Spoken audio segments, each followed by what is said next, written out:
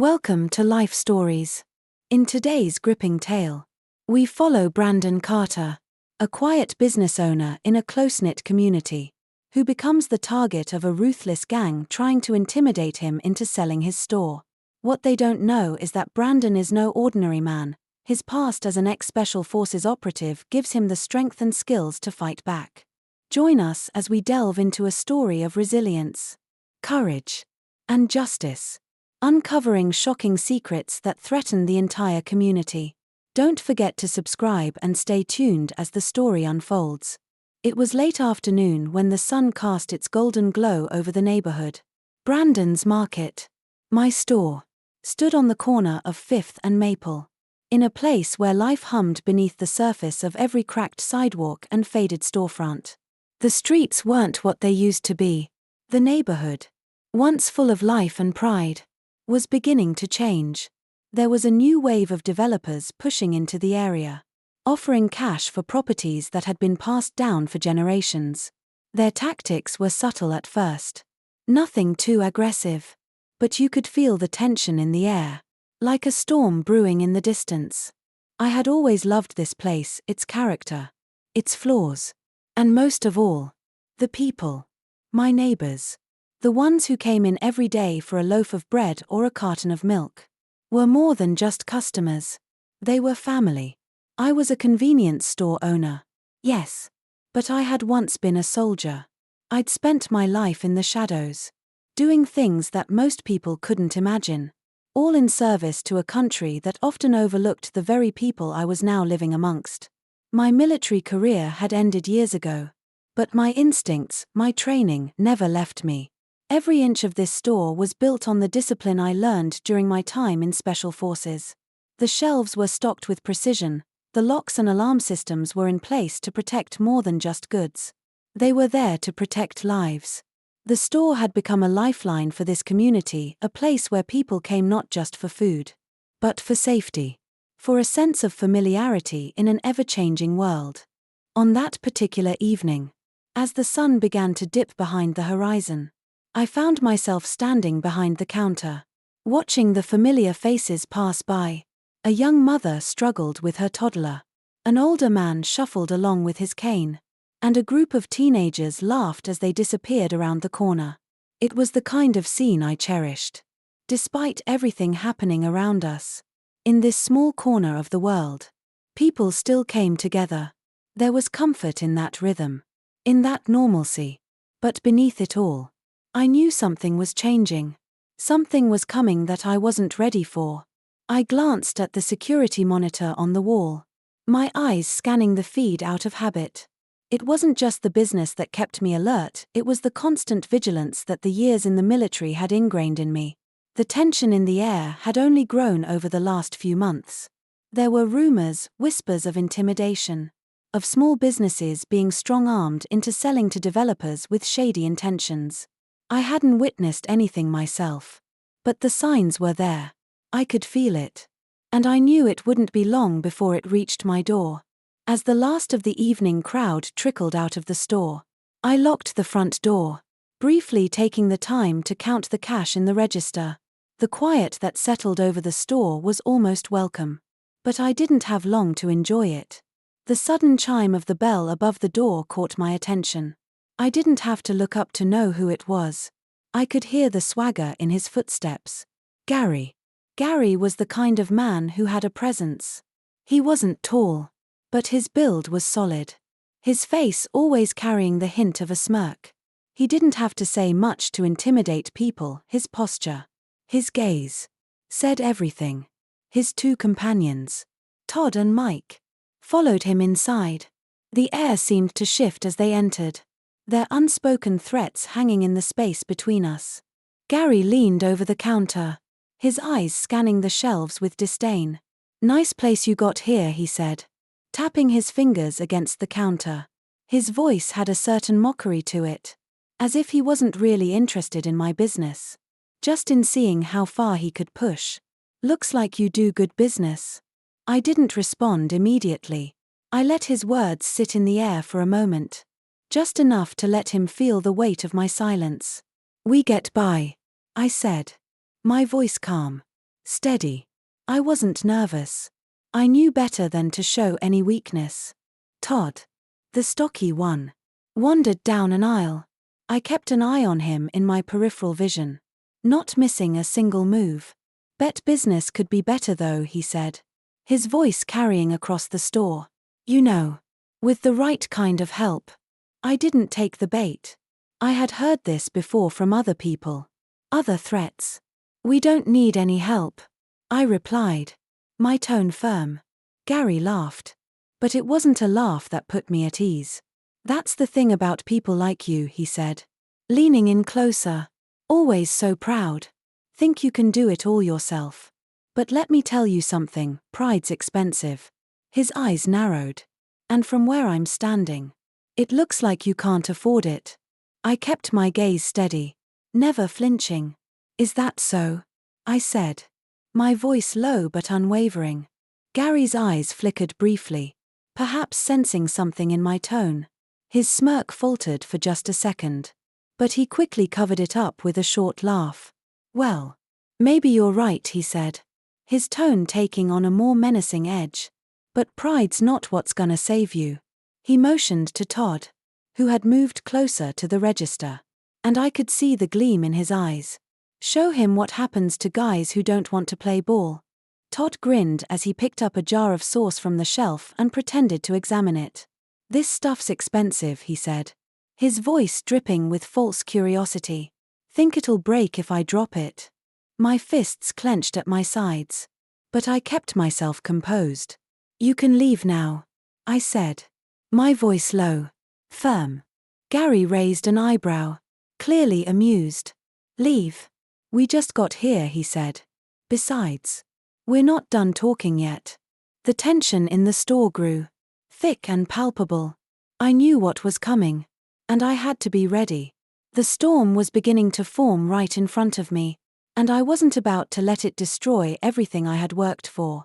The tension in the store was suffocating, but I didn't let it show. I stayed calm, my every movement deliberate as I watched them. I wasn't just a store owner, I had trained for situations like this. In the field, I learned to read people, to anticipate their moves before they made them. And these guys, I could tell they were getting restless, growing impatient. But I wasn't about to let them think they had the upper hand. Not here. Not in my store. Todd, still grinning, looked back at Gary, his expression more menacing now.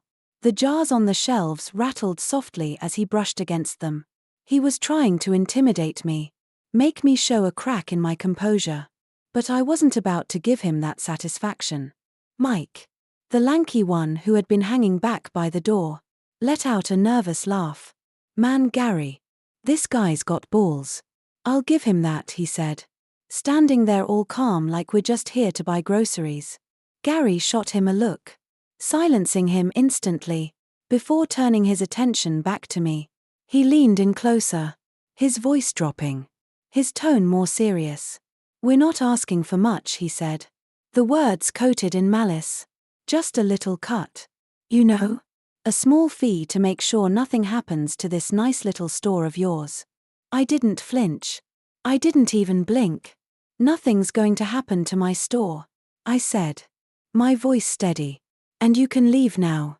This conversation is over. Gary's smirk faltered again, just for a moment, before he laughed. You hear that? Boys, he said, his voice dripping with sarcasm. He thinks he's untouchable. He motioned for Todd, who was now standing closer to the register. I could see the malice in his eyes, the way he was eyeing the shelves like they were his property. Why don't you show him what happens when people don't want to play ball? Gary said with a wicked grin. Todd grabbed a jar of pasta sauce and held it up, pretending to inspect it. The jar was heavy in his hands, and the way he squeezed it made me realize what he was about to do. Without warning, he tossed it onto the floor, and it shattered with a loud crash. The sauce splattered across the tiles, the deep red staining the white floor. The sound of the jar breaking seemed to echo in the silence that followed. I didn't move. I just stood there, my gaze unwavering. You're cleaning that up? I said, my voice cutting through the tension like a blade. Todd's eyes flashed with anger. He took a step toward me. His fists clenched. Oh, I don't think so. Old man, he sneered. Stepping closer. But you can clean it up. Can't you? Isn't that what you're here for? The insult hung in the air. But I didn't let it get under my skin. I wasn't here to argue. I was here to protect what was mine. The store. My community. This was more than just property to me. It was my lifeline. The heartbeat of this neighborhood. And I wasn't about to let them tear it apart. Mike shifted uncomfortably by the door. His nervous energy growing with each passing second. Hey. Maybe we should chill out, he said. His voice uneasy. Yeah. This guy doesn't look like he's going to roll over. Gary shot Mike a look that shut him up instantly. Then he leaned in even closer to me. His voice low and dangerous. You know. You've got a smart mouth, he said. But let me tell you something. You're out of your league here. You think you can stop us? I took a deep breath. Steadying myself. You've already made a mistake coming here. I said. And if you come back, it'll be your last. For a moment. There was silence. A stillness in the air. As if time itself had slowed. Gary's eyes narrowed. Studying me. Weighing my words.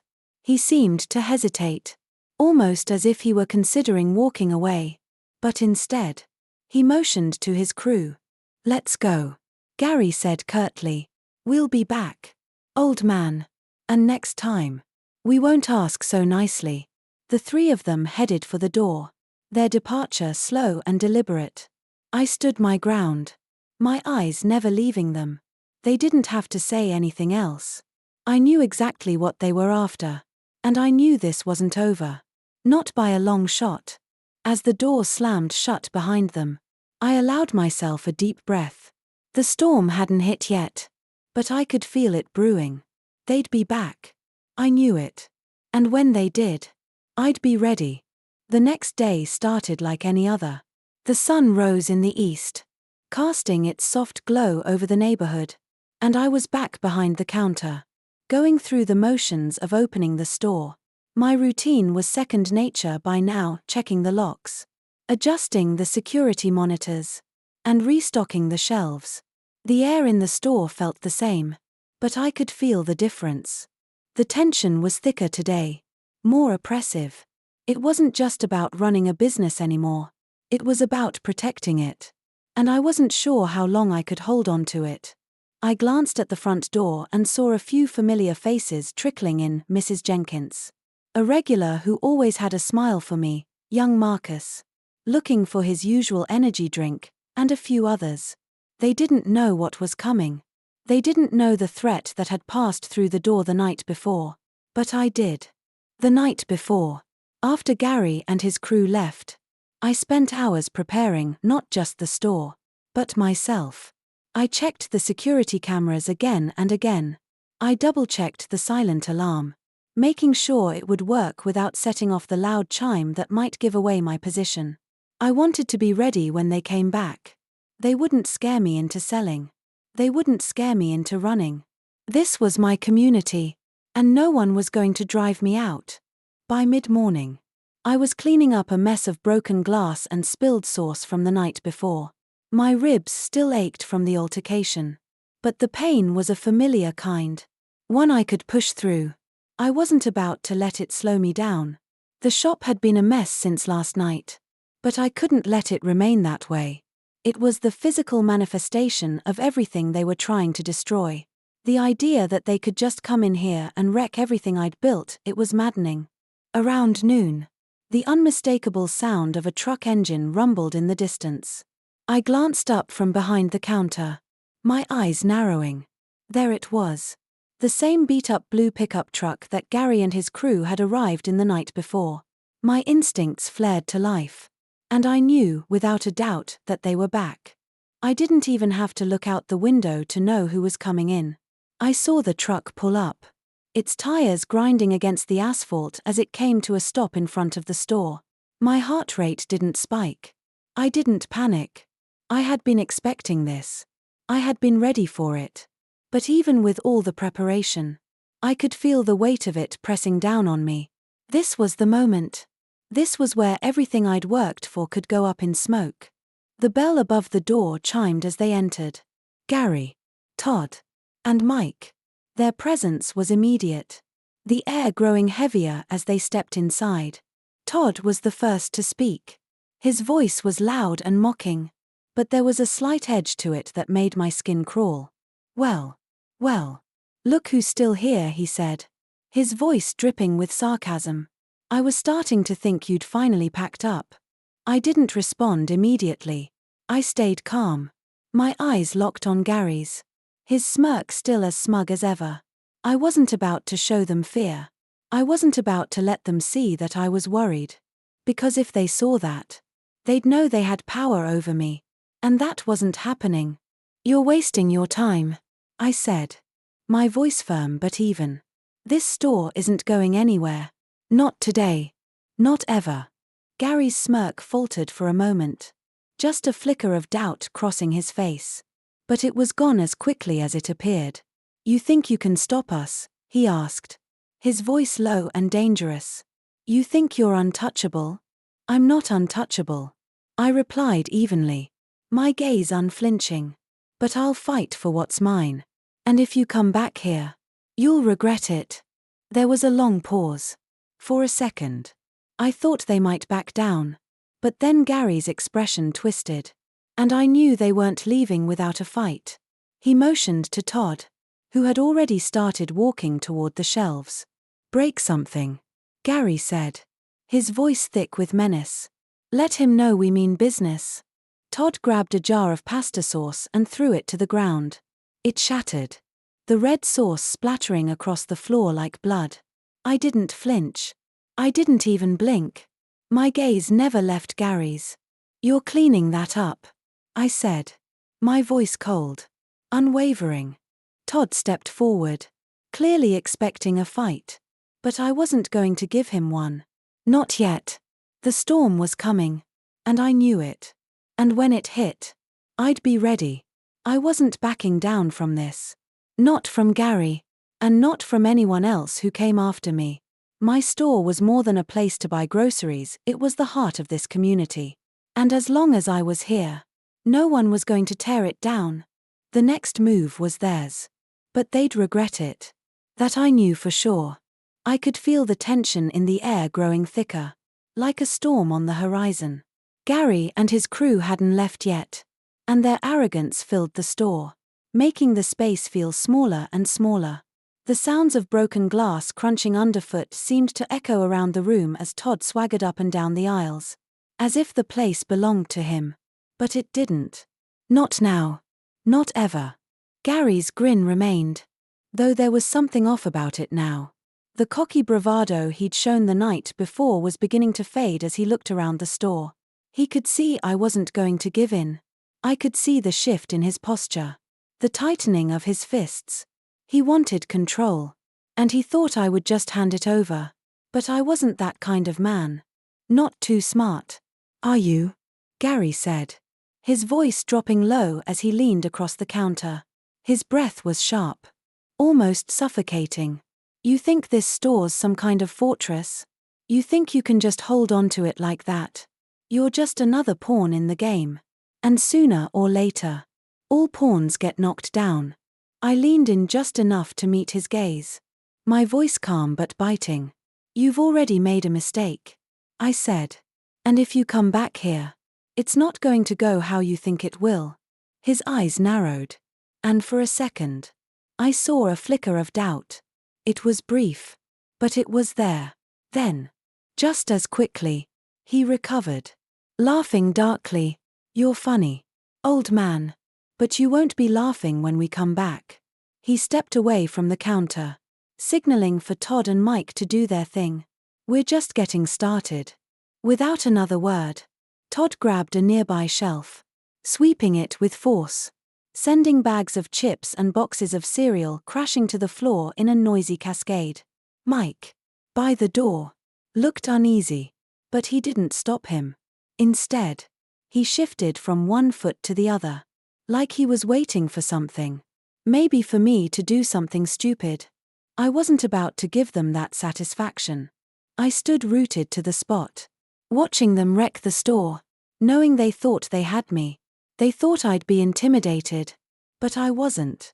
Pick it up, I said flatly, my eyes fixed on Todd, who was now standing amid the mess, looking at me like I was the one who was out of line. He grinned at me. What's that? He taunted, stepping closer, dropping a bag of pretzels onto the floor. You want me to clean this up? I didn't move, didn't flinch. I just kept my eyes locked on his, waiting for him to make the next move. I wasn't going to let him provoke me. Not today. But then Gary stepped forward again, his voice growing darker. You think you're untouchable? Ha, he sneered. Let me tell you something. Old man. You're not. I didn't say anything. I just stood there, arms folded, keeping my cool. They could trash my store. They could break my stuff. But they couldn't break me. They weren't going to get what they wanted. Just leave, I said, my voice steady, unwavering. Before this gets worse for you. Gary didn't like that. His eyes narrowed to slits. And he gestured to Todd. Show him what happens to people who don't want to cooperate, he ordered. Todd took a few steps toward me, his eyes wild with aggression. You really don't know what you're messing with, old man. The words barely registered before Todd swung a punch. I sidestepped, grabbing his arm and using his momentum against him. He stumbled, crashing into one of the aisles, knocking over more cans. Mike stepped forward at the same time, brandishing a wrench. But I was already moving. My hand shot out, grabbing his wrist before the wrench could hit me. I twisted his arm sharply, forcing him to drop the tool. The sound of metal clanging against the floor echoed. But I wasn't listening for the noise. I was listening for the sound of the next move. Gary came at me next, his hands reaching for a knife. My heart quickened. But I didn't panic. He lunged, trying to strike me with the blade. But I deflected his arm with a swift move. The knife clattered to the floor. The chaos of the moment felt familiar. But I wasn't backing down. I wasn't about to let this man and his crew control me, my store, or my community. I took a breath, resetting, and got ready for the next fight. They hadn't taken the message yet. But they would. Soon. They'd realize I wasn't just some business owner. I wasn't just another person in the way of their plans. They were about to learn the hard way that you don't mess with someone who's already been to war. The tension in the store grew unbearable, the air thick with the anticipation of what was about to unfold. Gary, Mike, and Todd were reeling from the chaos I had caused. But they weren't backing down. They were bruised, but still dangerous. Their cocky smiles had faded, replaced by a raw, angry determination that fueled their next move. I could see the shift in their eyes, the quiet understanding that things had escalated. The game was no longer about intimidation, it was about survival. Gary recovered first, glaring at me with a look that could kill. You think this is over, don't you? He spat, his voice laced with venom. You think you've won? You're just an old man playing tough. We're gonna break you. You'll see. I didn't respond. I didn't need to. I let the silence hang between us, allowing the weight of my calm demeanor to press down on them. They had underestimated me from the start. And now, they were learning that mistakes like theirs don't come without consequences. Todd, still fuming, wiped the blood from his lip and stood up straighter. His eyes shifted between me and Gary, waiting for an order. What do we do now? He asked, his voice low, more cautious than before. Gary didn't answer right away. His eyes were fixed on me, studying me, trying to figure out what I was going to do next. I kept my stance steady, every muscle tense, ready to react in an instant. I knew I had to stay calm. My years in the Special Forces had taught me one thing above all: control. I wasn't about to let my emotions take over now. These men could make all the noise they wanted, but they weren't going to break me. Gary finally broke the silence with a mocking laugh. "You've got guts. I'll give you that," he said. "But guts won't save you from us." He took a step forward, and I instinctively shifted my weight, prepared for whatever came next. But just as Gary lunged toward me, the door behind them slammed open with a force that rattled the windows. We all froze, every one of us snapping our heads toward the entrance. A pair of uniformed officers walked in, their presence immediately shifting the energy in the room. I didn't need to look twice to see that they weren't just regular patrol officers. These were men and women who meant business. Gary's cocky smirk faltered. "What the hell is this?" he asked, his voice tinged with confusion. His eyes darted between me and the officers, panic starting to flicker behind his bravado. "Who called the cops?" I remained silent, watching as the officers moved with practiced precision, their hands resting near their holsters. The tension in the store was palpable, but now it was on them. They hadn't expected this. They hadn't counted on real authority stepping in. "Gary Campbell. Todd Andrews." Mike Reed, one of the officers, said, his voice firm.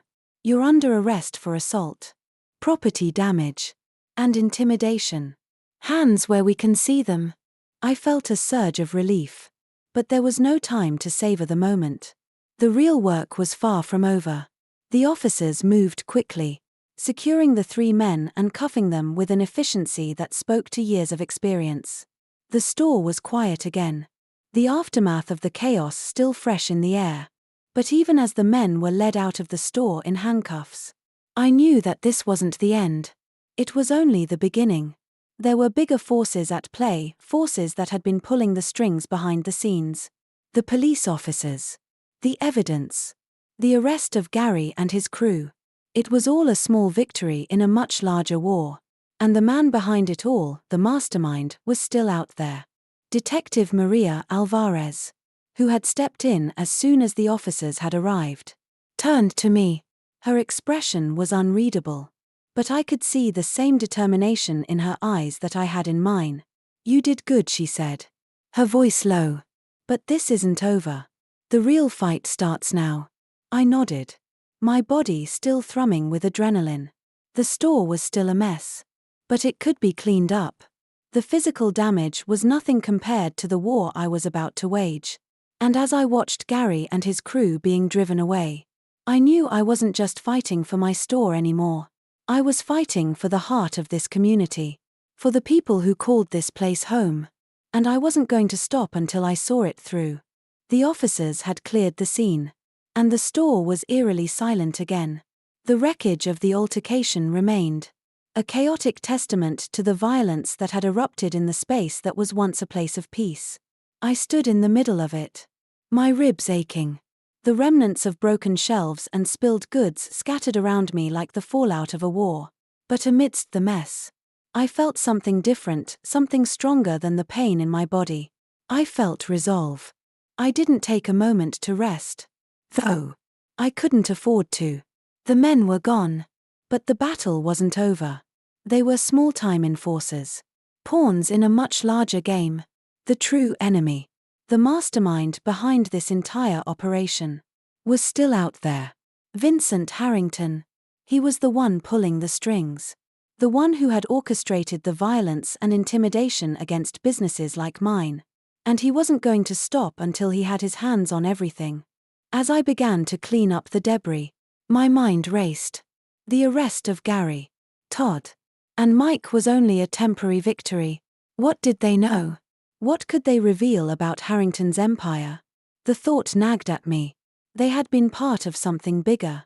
And I knew I couldn't rest until I had the full picture. A knock on the door broke my train of thought.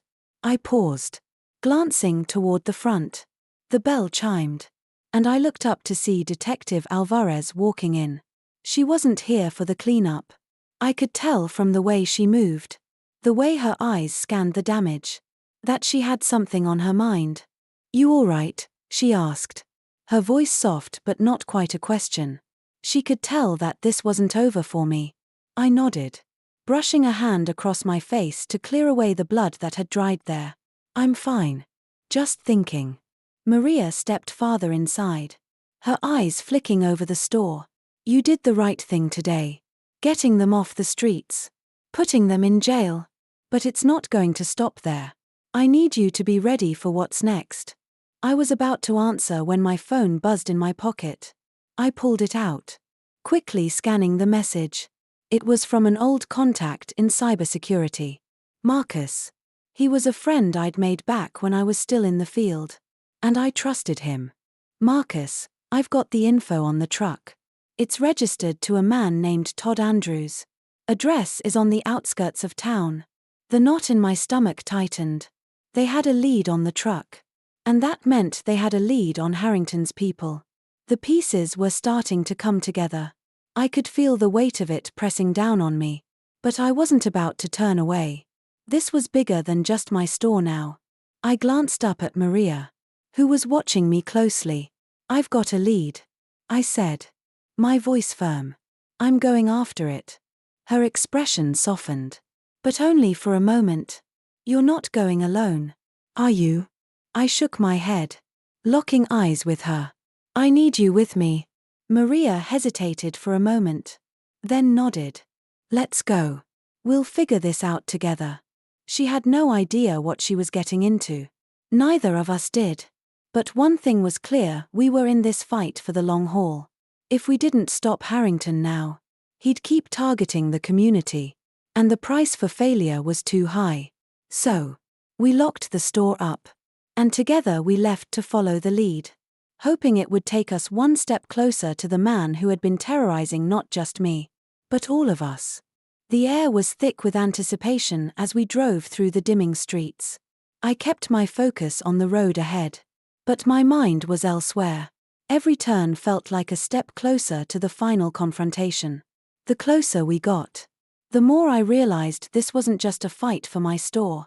It was a fight for every black business owner in the neighborhood. For every person who had ever been bullied or intimidated by men like Harrington. And this time, we wouldn't be backing down. The streets grew darker as we neared the address Marcus had sent me. The neighborhood felt different tonight, quiet. Almost too quiet. The low hum of the engine filled the car. But in the silence, I could hear the thoughts racing through my mind.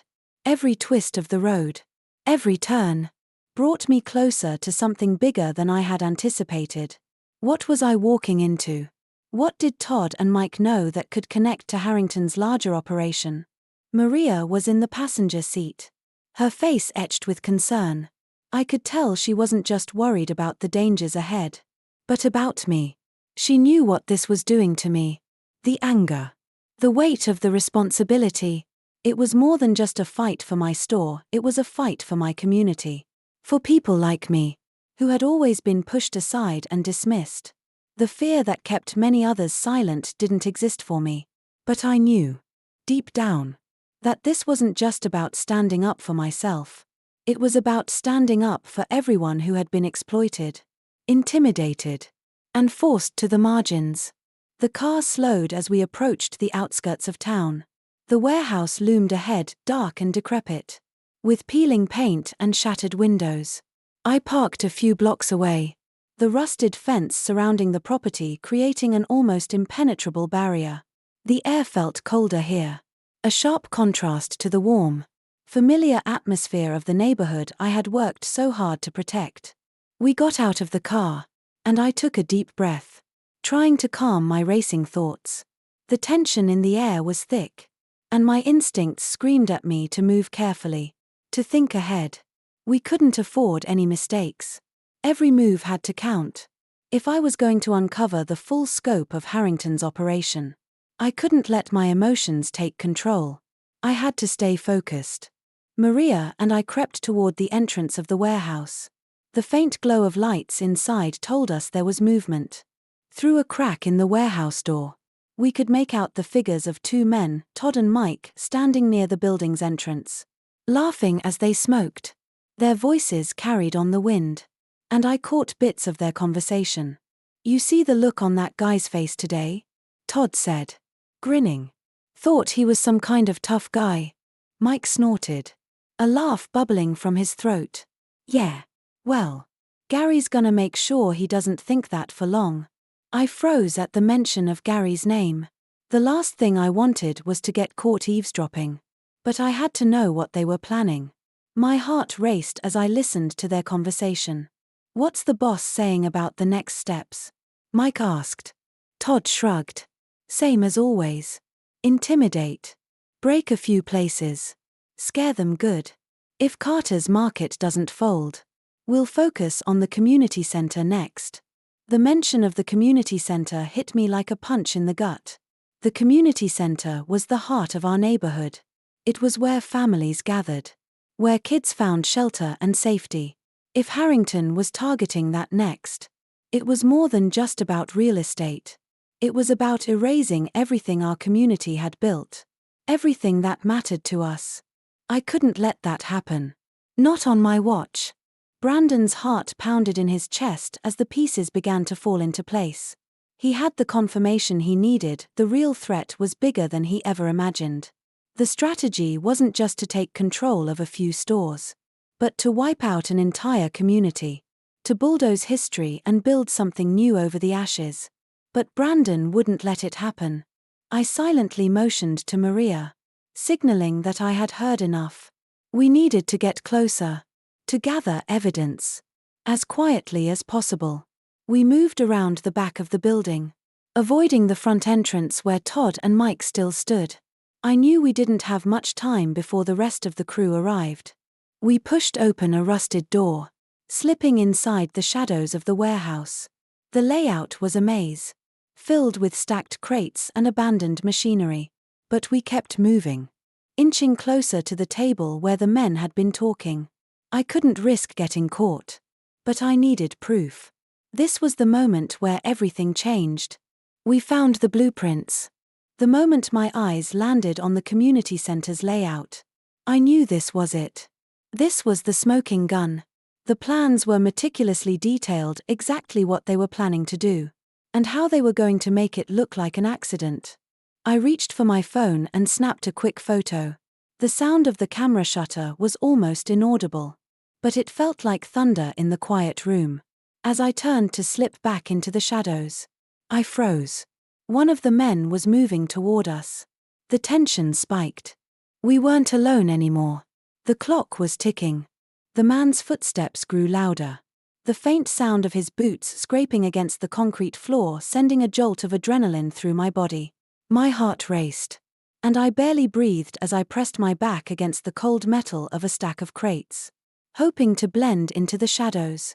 The dim lighting of the warehouse made it harder for him to see, but the crunch of the gravel outside the building and the low hum of distant voices didn't make the situation any less tense. I could hear the man muttering to himself, his voice low and irritated. He was close now, just a few feet away. I motioned to Maria, signaling her to stay low and wait until he passed.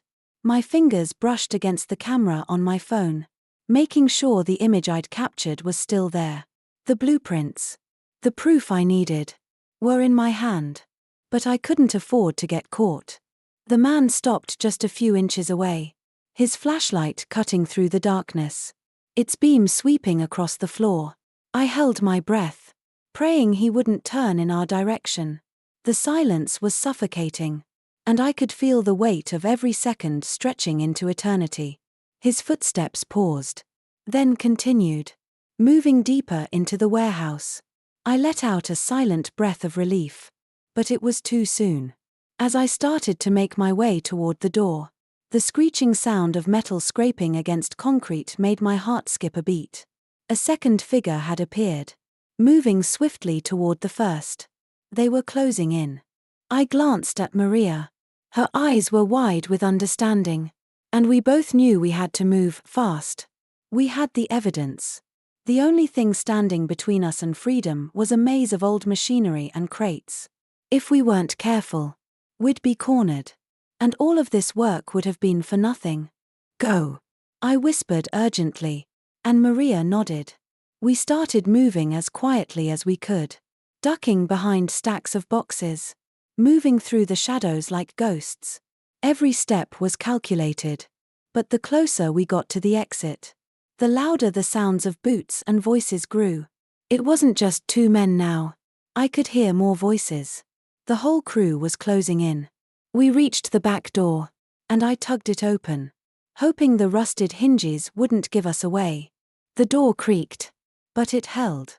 I stepped out into the cool night air, the warehouse behind me like a shadow, the danger of it pressing against my back.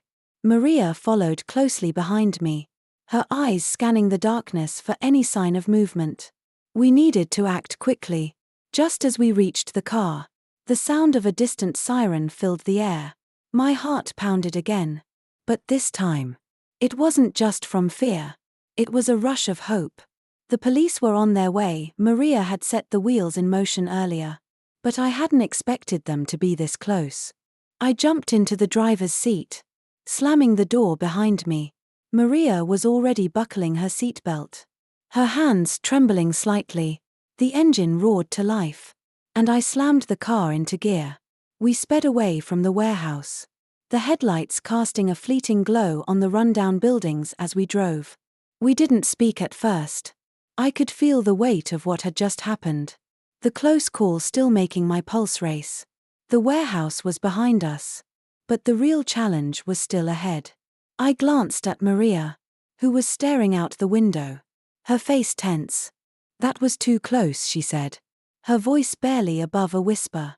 I nodded, keeping my eyes on the road. We got the evidence, though. We've got what we need.